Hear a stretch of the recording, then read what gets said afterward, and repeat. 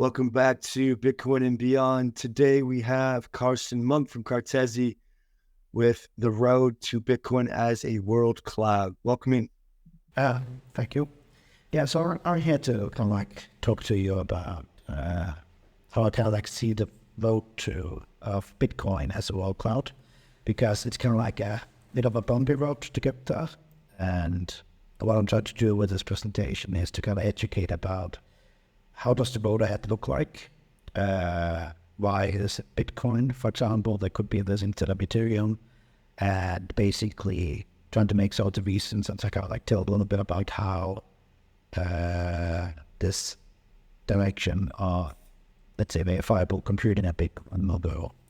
So the first thing to kind of like notice about Bitcoin is that it's a little bit like it's comparable to a developing country, right? Like when we're talking about, let's say, a place in Africa, it's usually talking about that all the other countries are more advanced, and but if you're looking at, for example, a place like Kenya, that what they have been able to is skip over all these things, like, let's say, modems and ISDN and DSL. I can't jump straight into kind of like 4G technology instead, and what people call it is this thing called leapfrogging, basically that it's possible to kind of like accelerate that development by not, let's say, for example, going straight to for solar, essentially skipping less efficient, more expensive and more polluting technologies and industries, kind of move straight to advanced ones. And Bitcoin is a little bit like this, because, well, Ethereum is obviously at the moment the more advanced one, but you've also taken quite a lot of let's say, failed technologies, failed rocket launchers, failed lots of billions is lost in different security issues and so on. And this is completely from a technological point of view, but it's not necessarily a bad thing that, let's say, Bitcoin is a bit of a developing country at the moment. Because I see that kind of like if you start thinking about Bitcoin as a platform, basically it enables us to skip over some of the more expensive mistakes we've had, because we can essentially kind of, to some extent, avoid speedrunning them. And, for example, let's say replicating state channels, like, for example, let's say the Lightning network was there, we don't have to repeat plasma, we don't have to replicate to having centralized sequencers, we can maybe move straight to distributed sequencers like Espresso, for example. And it might actually be that from a technological, even, let's say, use case point of view, that it might be in that Bitcoin, it becomes, let's say, the better platform to some extent, because we don't need to kind of keep all the package around for this anymore. Now, the problem is a little bit that it has been really, really difficult up to now to have anything grow kind of like at the soil that Bitcoin is, because Bitcoin script has been very, let's say, a lot of opcodes have been removed, a lot of kind of like handy things that would have been made it, let's say, much more possible to express certain conditions that different, let's say, different technologies could use, have kind of been disabled in the Bitcoin script. And that's a bit of a very conservative approach to kind of like changing the environment of Bitcoin to hard forks, or soft forks for that matter. And until this BitVM thing came about, BitVM is basically, let's say, a design pattern to make it possible to do some degree of, let's say, off-chain computation. It was basically seemed almost impossible to kind of grow anything, even, let's say, the Lightning Network had issues. And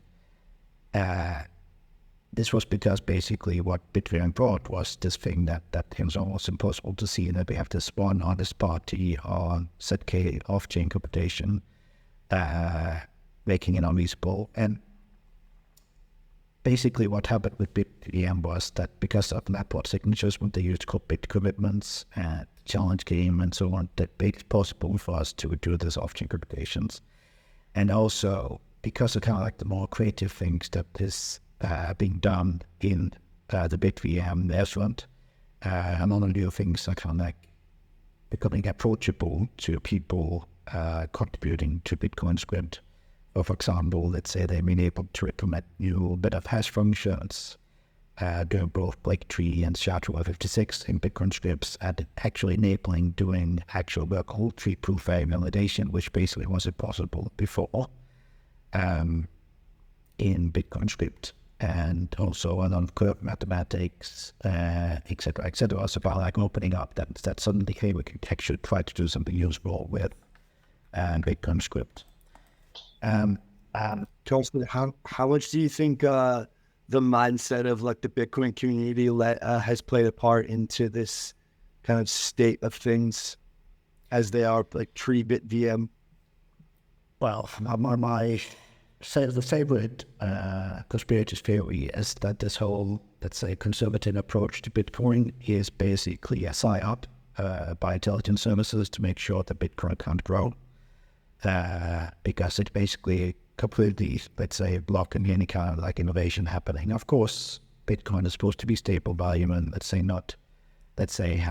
hazardously, but let's say things like being able to multiply true integers with each other or putting true values together, like some of that, shouldn't, let's say, topple an entire network. So I think BitVM has, at the paradigm behind it, has succeeded exactly because it's essentially permissionless. Like there's nobody who could do anything to stop it essentially, other than, let's say, the inabilities of the technology itself. Cool. Sounds right. The CIA embedded Bitcoin theory resurges once again. More.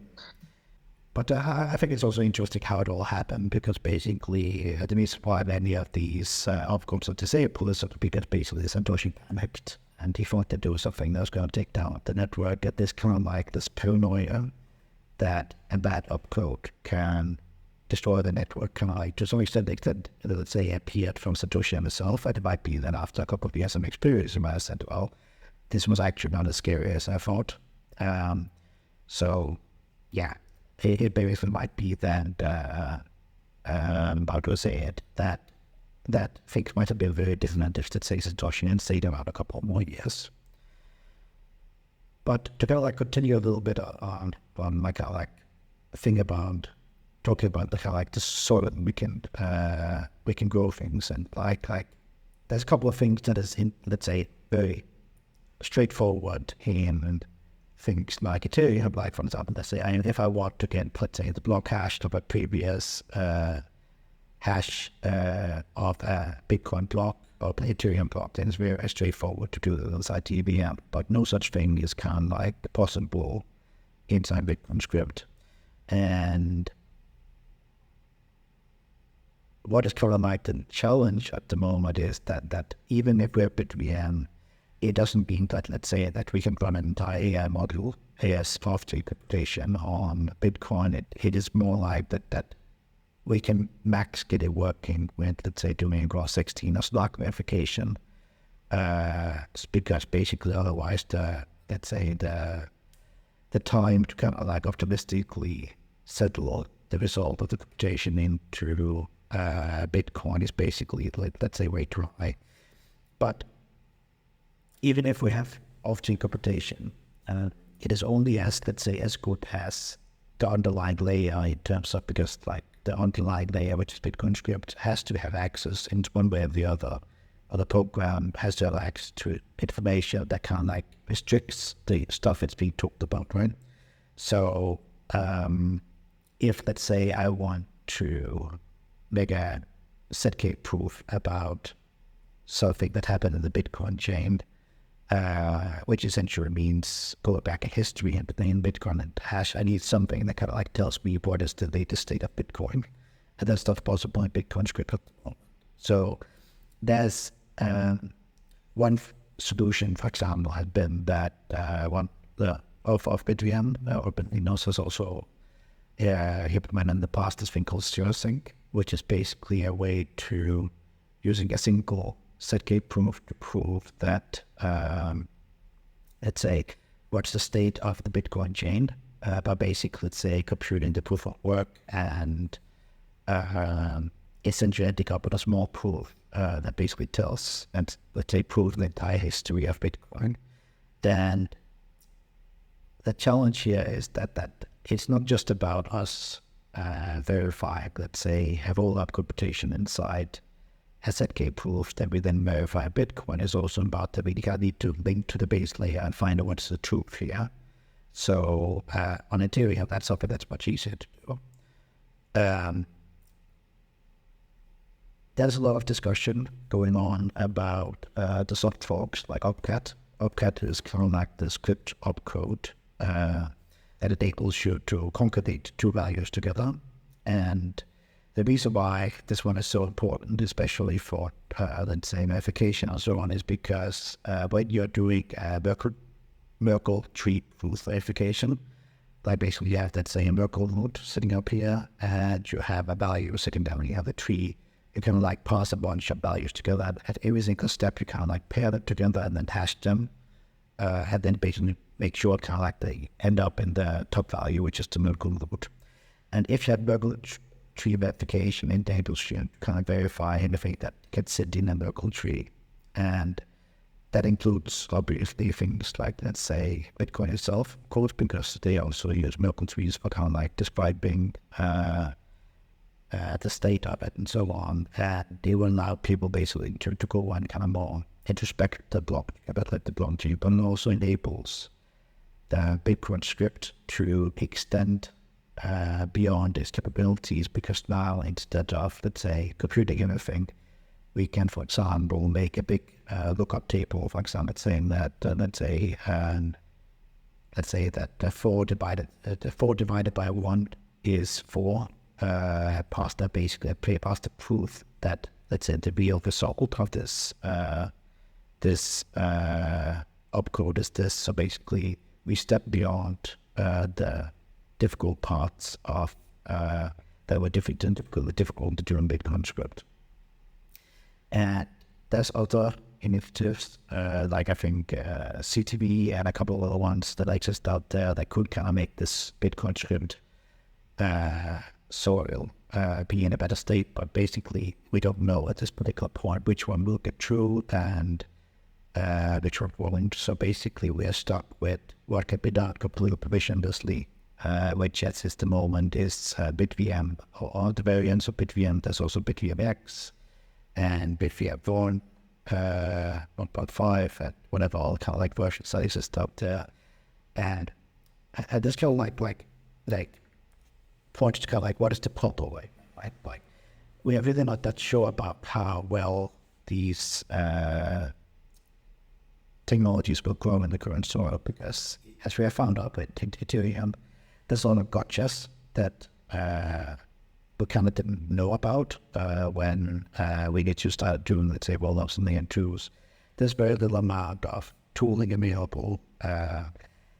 Things are very risky, and of course, as we've been seeing in the Ethereum space, let's say that investors might want people to kind of like go ahead and at launch maybe before that they see that something is completely ready. So we might end up in a situation where people lose a lot of money because they essentially stock on top of Bitcoin layer 2's locked-on funds. And personally, in this particular point in time, I don't think that the stability of Bitcoin layer 2's will be happening on any time up to a year, where, let's say, the average, even technical user can really trust that his, let's say, $1 billion US dollars worth of Bitcoin is safe on these layer 2s, because until people have tried to attack them, basically we don't know. To double click on some of the OPCAT stuff, this is a mechanism that would allow some combinations of value, one of which would be like the resolution of Merkle trees. And so like a lot of that is happening on Ethereum, and you sort of already alluded to how Ethereum is like this experimentation field, and anything that works we can incorporate into Bitcoin after it's tried and true. So there's like there are two things going on. There's the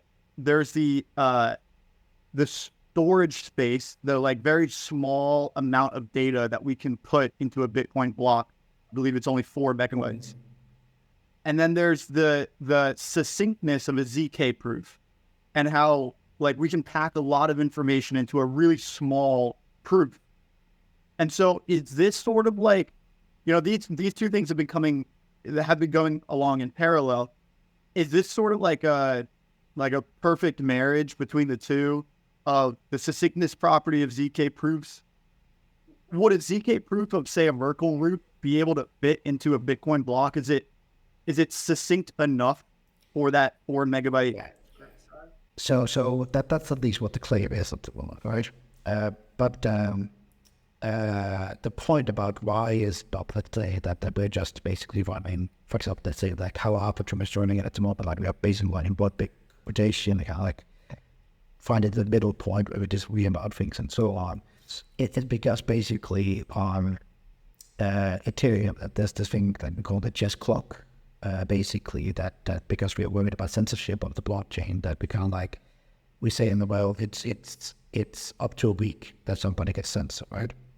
And the problem is that this information about time is kind of like, let's say, time stamping, and kind of like being able to say that, well, I started out this point, this clock, I've then made moves, and this game maximum, it takes a week.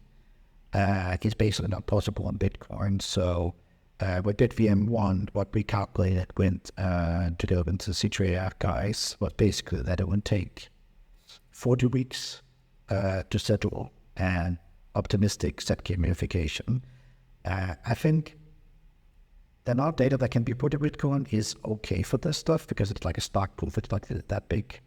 But let's say where the exact boundary is that I'm not sure that at this particular point in time we have enough experimental results from these solutions to really predict about how this is going to work out in practice, which is why I'm kind of like a little bit worried about that it might actually be that we can be rushing things a little too much and things will be blowing up too quickly.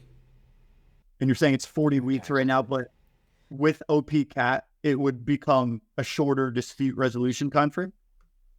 Yeah, so this is the thing. I don't think OPCAT fixes that part, right? So with BitVM 2, basically it comes kind of like a one-shot thing instead, because essentially what is being forced to be posted to the change card or the immediate states of computation, which objects, of course, then it can be done in a week, and that's why they're focusing on BitVM 2, because it has much more properties like this. But OPCAT itself does not fix the dispute type, but it might make it easier to implement a ZK verifier in Bitcoin script directly.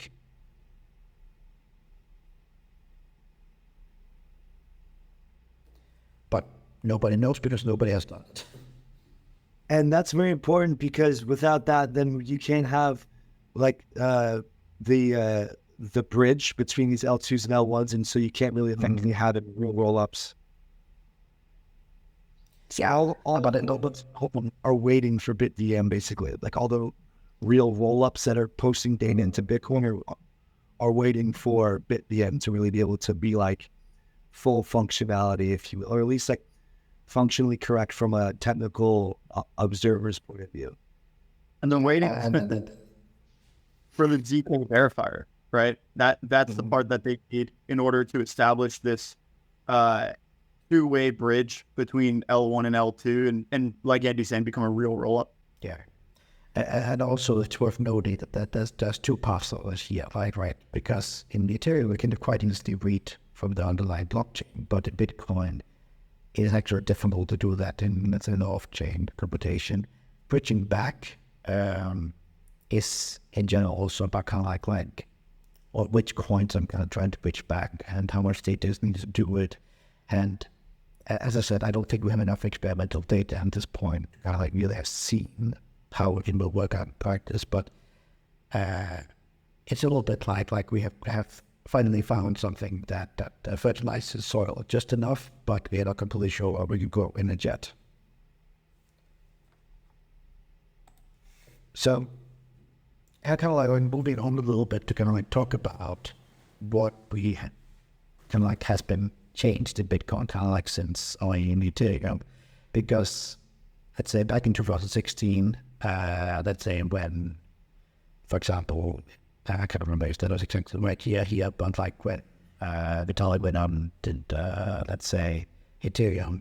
For example, things like making an optimistic verification game was very, very hard. People like TrueBit and Arbitrum were kind of like approaching for very, very kind of complex Wasm verification. And later on, the kind of things became much more, let's say, straightforward, kind of widely understood how you make a working verification game and a virtual machine for it and those kind of things.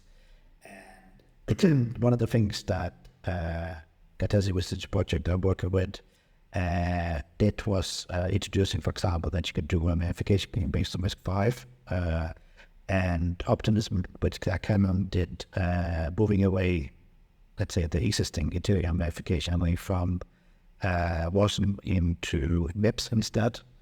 And technologies like RISC-0 now has also made it possible to do verification of ZKproofs and writing these things in a very way where, let's say, a way where it's clear to everybody who can understand Rust that this ZKproof is, let's say, correctly implemented, for example, compared to, let's say, before where people had handwriting circuits to actually implement these things. This is also why, for example, projects like Ethereum has been able to execute so quickly on their implementation, because the moment that they have a word, the ZK verifier, that they can basically take the output of frameworks like RISC-0 stuff, EVM, some WEF or something like that, or set EVM, I think they're calling it, or into this proof mechanism, and essentially ending up with a, let's say, a solution that is known to pretty much work, provided that, let's say, the underlying verification mechanism works correctly. Another thing that has kind of like changed, also made it to some extent easier for Bitcoin is that things, let's say, that things like these thinking primitives on Bitcoin, for example, there's things like Babylon Chain, I think it's called, on even on Ethereum with ICA layer, that kind of like makes it a lot easier to launch good enough kind of like high security networks on top of these layer ones, without the fact that you need to kind of like make significant business development or marketing for token sale. Ethereum has also been kind of like plagued by this concept of data availability, and it was very, very confusing to many people, kind of like maybe even misunderstood to some extent on the implications of it. And now that we have things like product sharding and more like data publishing as the method that we're using for this, that for example Celestia and Espresso is using, it's much more tangible to some extent. People entering into Bitcoin space to reason about data availability and making that understand that the context of Bitcoin, because one of the Twitter stuff that's been recently about BitVM, Bitcoin L2 says that actually posting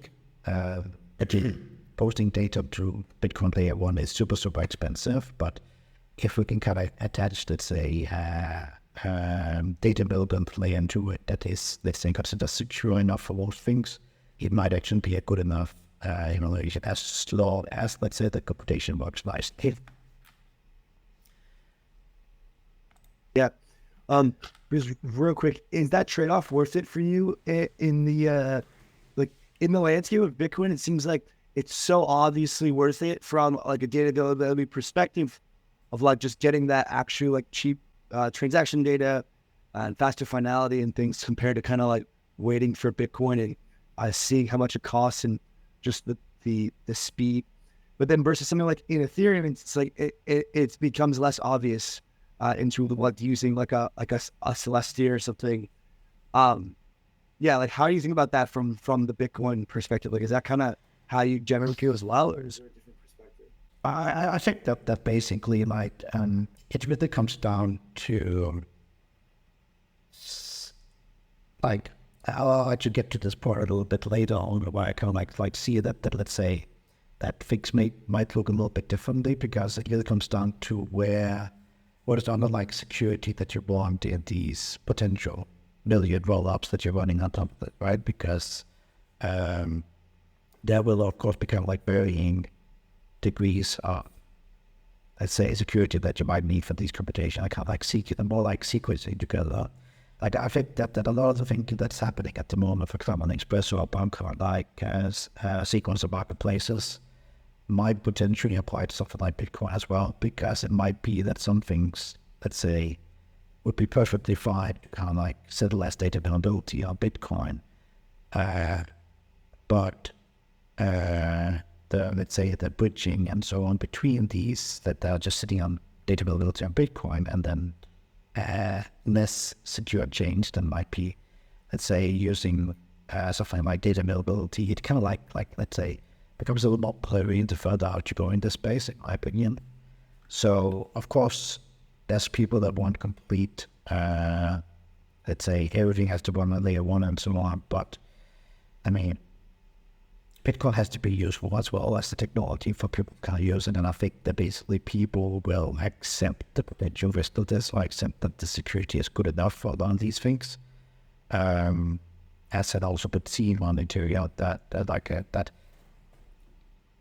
that some of these technologies might be actually okay enough for quite a lot of people, as long as the fees are low enough and the risk is low. But it's still no that I know how to play out, which is kind of like what I'm going to get into here next. So the thing is that right now when we're looking at BitVM, like there was for a number of months a very healthy discussion to let's say culturally, for example, channels like the BitVM builders and so on, similar kind of channels like Walnuts and Bitcoin. And of course, it's nice to talk about kind of like words and theory.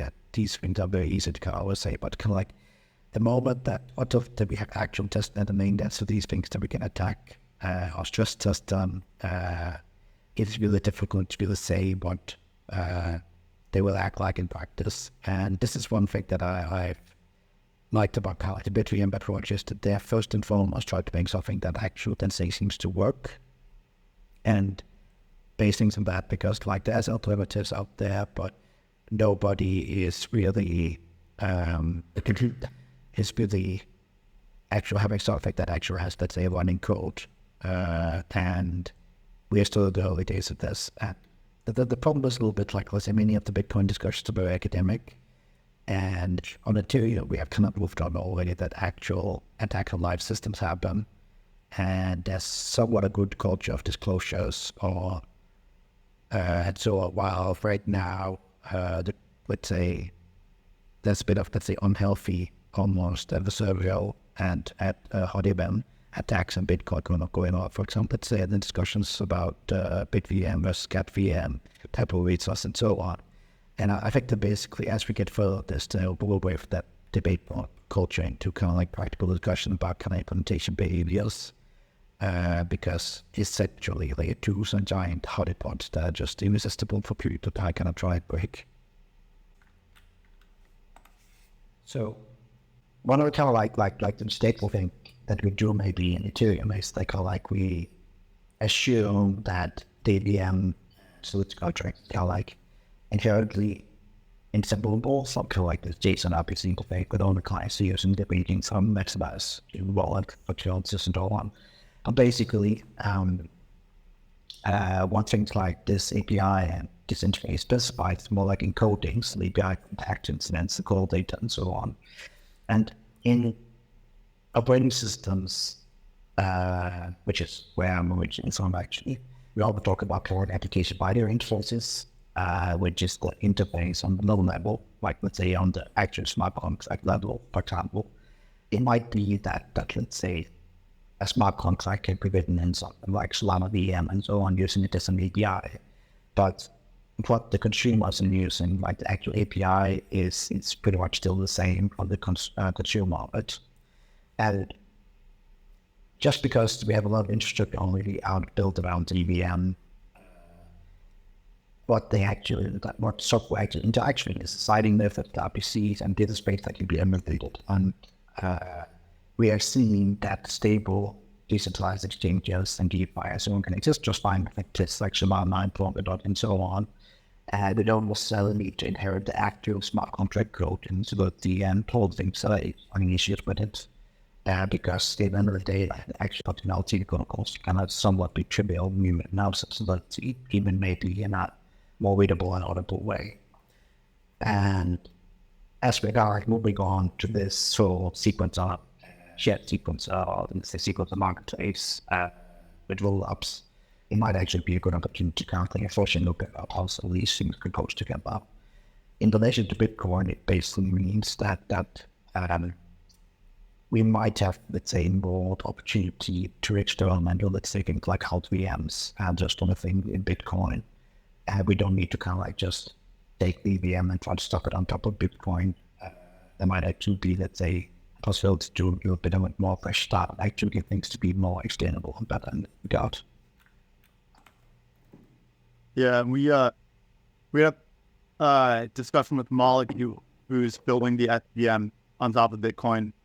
And so your perspective is that building on top of Bitcoin gives builders kind of a clean slate, and they can potentially improve upon some of the designs in Ethereum land because there's not as much like moat or vendor lock-in around the EVM.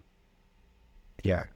And also adding to the point that Bitcoin must basically do not like Ethereum, anything from it, right? So why should they take the EVM? And okay, so this is kind of like, this gets a little more, let's say, speculative in this particular point, that I think that it's still on, let's say, seeing, let's say, an EVM sitting on top of Bitcoin as a ZKproof and so on. I think we'll more see, because of the difficulties and the need for, let's say, managing these coins that are sitting on layer one and so on, at inflexibility and bridging out and so on, it becomes more like a layer without real VM to some extent. It's basically more like, let's say, Bitcoin UATXOs and a VM that basically is a ZK verify opcode, essentially. Something that's probably, let's say, written something like this zero, fairly straightforward to kind of like understand that it actually, let's say, worked correctly. You can maybe compare it a little bit something to for example, let's say the Bullseye offering, which is basically the aggregation and recursive proof of a bunch of things like Vasua has been doing, and basically the settlement into kind of like Graph 16 ZKproof on Bitcoin. Because I think that when it comes to Bitcoin, simpler and more loadable versus many different kingdoms of, let's say, verified bridging in this particular case, might play out better at Bitcoin because of the complexity of doing this correctly. Because essentially what will happen is that we'll probably register more like, let's say that this coin now belongs to this state transition function that takes what I call a block state and a data availability or something like that. And basically letting Dondle under making the proof that this coin can be moved around on layer 2. So I think that we'll probably see that things that would typically be maybe still a couple of years ahead because of established network plans they are from monopolism and superchain too, might actually, let's say, arrive earlier in this kind of like more, let's say, simplified and more, let's say, pure ZK-proof aggregated and sequenced manner of Bitcoin, because basically there's a fresh state that we don't need to worry about, that there's already been roll-ups out there. And basically once that's stable, basically anything can be laid on top of it, which is kind of like what I'll get to the moment. So is that like a layer 1.5? Yeah, I think that's a fair way of saying it. So somewhere in between, let's say, data availability and aggregation, it might be even like, let's say, closer to some point, let's say, ACK layer. But I think that there's a possibility to kind of like use the fact that we can, let's say, easily, recursively verify ZK proofs, and kind of sequence these things in together. Completely change the kind of like the way that we'll probably be doing things a bit. Even with the EVM, I mean, the biggest point of doing things in ZK can be that we completely bypass the limitations of the EVM burdens. And similarly, from Bitcoin script, we're bypassing the limitations of Bitcoin script by layering something on top of it that wouldn't be possible otherwise to write a Bitcoin script. Yeah, so it's kind of like the same idea as like these like proof aggregation layers where you can So, and again, kind of tying into that shared sequencing concept as well. So it's like, okay, so Bitcoin is maybe not gonna be like the same base layer as like Ethereum is to rollups, but maybe we get this base layer like just ever so slightly, if you will, on top of it, which allows then to facilitate more of a ecosystem of rollups similar to that of settlement layers, which have much more smart contract functionality. Yeah. And I think it's also worth noting, like seeing, for example, let's say that he was a message playing around and then, okay, so I want data availability plus a single ZK verifier could look like. And I think that not completely, let's say, out of the question that, let's say, something like this might actually be something that can be, let's say, involved in the file people build about Bitcoin, then use this particular case. So, just kind of like repeating a little bit maybe myself here, because I can be touching about it a little bit before, but because of this kind of model about climate research, because proof verification becomes much more possible to make arguments about these state transition functions of many changed in sequence and verify together. I also believe that we'll be seeing things like verification marketplaces eventually. And because at least I personally believe that we'll have many app chains, or scroll ups or whatever we call them, there will be very much less benefit from this in app chain to kind of let's say securely, and also to subscribe to complexities on the EVM. And you open the door to kind of more general purpose VMs for these rollups, such as Watson or VMs running full in like for example doing Cartesi. It might also be, as I mentioned before, more applicable into the Bitcoin community as well to run something and let's say less Ethereum centric, such as the EP5 virtual machines, for example, because it's actually much more defined. It's something that even the people who were involved with the EVM account are going by anybody might build on it. And it also kind of like the maybe skipping over the EVM because we don't actually need it to really get a successful, good user experience out of that. So does like the merge mining, like EVM rollup type of idea, or does that merge mining idea kind of resonate with you, or is it just, or is that like an edge case, or kind of maybe you can elaborate more on that design philosophy that you have with regards to just not using EVM? So I think it's more along the lines of that there are certain things that, let's say, even in ZK and so on, that make the EVM much more difficult to, let's say, prove as well. Like we're really seeing this, that there's quite a lot of overhead in having this custom VM, that the EVM has, and how I see it with Bitcoin is that Bitcoin is kind of like to some extent security maximalist and also to some extent very conservative. So having something that's very defined and let's say maybe has better tooling and so on might actually be, let's say, more applicable to that. But at the end of the day, it might be that some people want to run some workloads to WASM and so on, but like the efficiency of the cost and, let's say, the structure, the pace of innovation might actually be much quicker if, let's say, we skip the EVM for this stuff.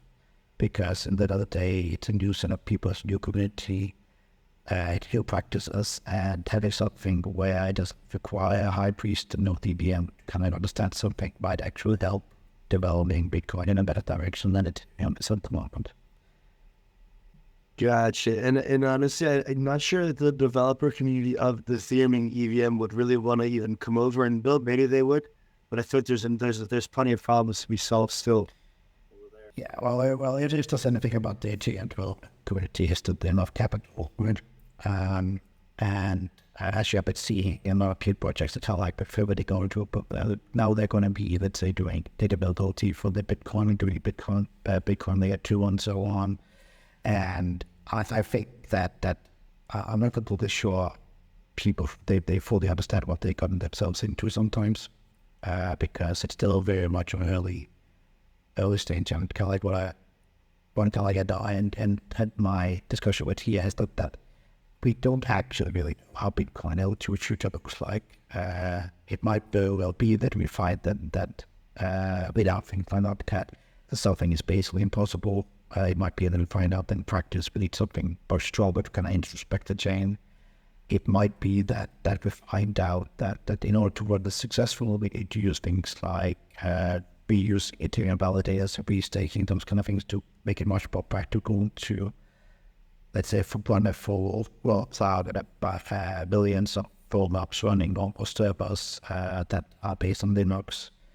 And we don't actually know if the hassles of Bitcoin will actually slow down progress so much that essentially it's not going to matter in the long term.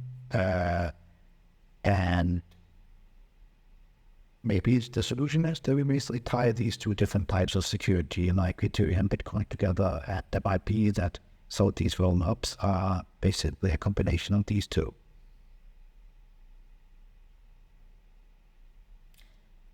That's pretty much it for this one. Yeah, that's some interesting stuff. So if you had to paint out an end vision of like what a year from now looks like, what would you say for the Bitcoin roll-up space or the Bitcoin scaling space? I think that what's happening right now is kind of indicating about what will happen first, right? Because there's a lot of Bitcoin choosing claim that they are based on about BitVM, and they're suddenly, and it turns out that they're just basically multi-sigs. And I think the first thing we're going to see is project conclude blowing up, taking a lot of funds with it, right? And I think that's the first thing we're going to see. Then there will be things that probably, let's say, emerge in a more tested manner and more kind of like approachable, where it's a little more easier to reason that the funds are safe. We'll probably be seeing much stronger emphasis, just like we're seeing with L2Beat and Ethereum. There's also great projects out there like documenting Bitcoin rollups and several kind of like evaluation services to help people guide this landscape. We will probably see the rollout as service thing replay itself in Bitcoin space, and it already is, because there's a project layer 2 something that are basically exactly the same provider or technology. And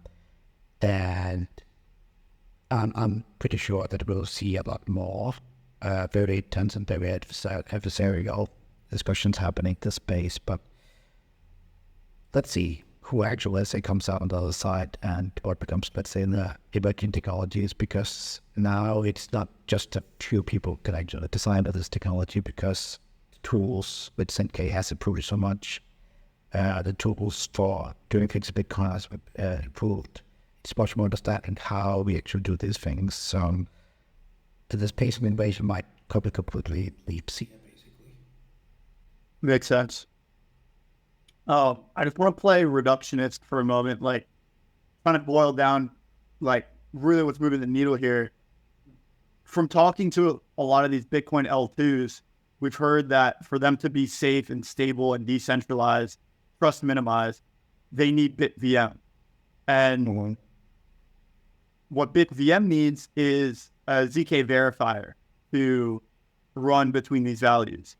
And for BitVM to get that, it needs OPCAT or something like that in order to have the mathematical power of calculating and hashing together Merkle proofs and essentially like verifying ZK proofs at the base layer. And if we get like, so is there something that OPCAT depends on, or is that pretty much like the end all be all? If we get that, then we get BitVM, and if we get BitVM, then we get stable Bitcoin rollups. Yeah, so I think that's kind of where the bit of the let's say disagreement in the Bitcoin space is at the moment, because BitVM is meant to work on the existing Bitcoin, right? Some people claim that the bridging of some kinds of the bridging or some kind of completely conjured up concept of what they think BitVM bridging is require that is basically unsafe for certain settings. And the difference for BitVM, depending on kind of like which BitVM, because that's also a good question in this particular case, in terms of OPCAT, what OPCAT makes it easier is that we don't need to jump through a lot of hoops to do the same thing, right? So basically the script becomes smaller, the input data becomes smaller, those kind of things are brilliant. It's more like an optimization for BitVM, right?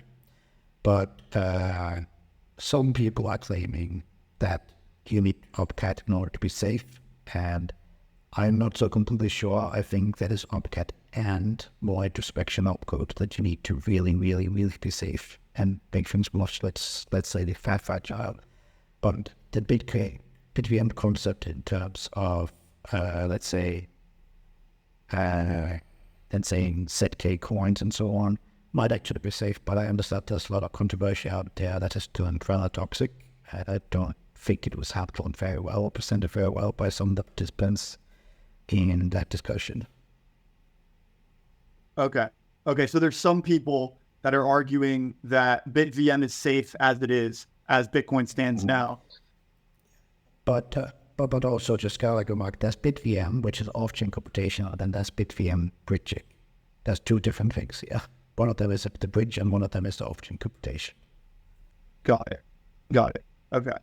And so, let's say we bring in like a fresh new VM, and I think what most of these Bitcoin L2s, and I might be wrong, but I think what people for the most part are looking at BitVM as the bridge in order to enable these Bitcoin L2s that have arbitrary VM execution environments. Yes. And so is the bridge part safe as it is, or does it need OPCAT, or does it need OPCAT plus even more?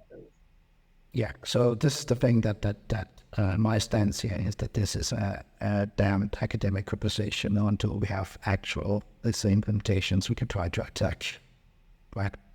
Because people can say a lot about kind of like how things will play out, but until we can demonstrate a concrete attack that is impossible to things without us having OPCAT, it doesn't exist, in my opinion. So at the point where these bridges actually start to exist in code or anything like that, then we can actually see is there actually a real problem here. Makes sense. Then the incentives are there to actually test the validity and the soundness of the bridge. Yeah. So as also Supporter said to me something like OPCAT has been enabled on Bitcoin Cash. If you think it's unsafe, you can go and show Bitcoin Cash and try to crash it. OPCAT has been enabled in the Liquid sidechain that I think Blockstream is what we working on. It's available on the testnet at the moment for people to test out and check can they actually do the things they're hoping to do. If you think that we don't need OPCAT, that you can contribute to BitVM as it exists at the moment, or even make a franchise that uses OPCAT. Especially about getting in there and get kind of experiment attack, because at the end of the day, these are big honeypots that we can like try to do something with, and that's what kind of drives the security kill. Yep. And just like Ethereum is that like more developing, more innovative country that experiments on behalf of Bitcoin, it's good to know that Bitcoin Cash has OPCAT functioning live, and there haven't been any attack vectors exploited on Bitcoin Cash yet, where maybe there would be a giant honeypot for someone to come and take if that attack vector was there. Yeah, because obviously like many of the kind of like the technical Bitcoin people really don't like, let's say, Bitcoin Cash and Bitcoin SB and those kind of platforms, right? So you would kind of like expected at least to get exploited this area already if it was unsafe, right? Yeah, that's a good point. That is bullish OPCAT and BitVM. Awesome, man. Yeah, just one last thing, Carsten, on the core property of Bitcoin, like kind of separating the asset from the network. Like, Do you ever just feel like what's going on in the Bitcoin scaling space is almost like fighting extremely uphill, seeing how like the entire point of Bitcoin as an asset is to be extremely like to have properties of hardness. And so like at what point is trying to create more transaction fees kind of counterintuitive to the Bitcoin asset itself by like doing these changes and things? Yeah, so I think the reason why BitVM became so interesting to many was because how they happened recently. And you have to remember that it costs something to maintain all the security for Bitcoin. And by having more things that kind of like actually leverage the network and settle into it and pay transaction fees to miners in this particular case, you are actually helping secure the network. We're also seeing this with, let's say, with Ethereum, that transaction fees obviously help, and MEV for that matter help to kind of like contribute to people contributing security to Bitcoin, to Ethereum in this particular case. And I think that making Bitcoin more useful is fine, but also there's a point where I was listening to a podcast recently where somebody was saying that if you enable OPCAT, he will completely change the incentive model of Bitcoin and will take down that work. I'm just kind of like a computer scientist sitting down like, how can putting two values together that are probably, let's say, limited and verified links and so on, and putting those two together, how can that completely change the economics of Bitcoin in the worst direction? I don't understand these kind of arguments, and that's why I'm saying I think it's a psyop that Bitcoin is so conservative. Because if this stuff has existed and Bitcoin could have not been that limited over time, I think that Ethereum would not necessarily need to exist if we had not disabled things back then. Yeah, well, and I realize we're over time, so just real quick, is there any evidence as to why Satoshi chose to remove those opcodes in the first place? I think he was in panic, basically. Like, he wasn't sure what was causing it, right? And he basically pulled out a thing, and I guess the focus was elsewhere, and that basically I'm never going to enable again. So mysterious. Yeah. Thanks, Carsten. Yeah, it was a pleasure. Thanks for coming on, man.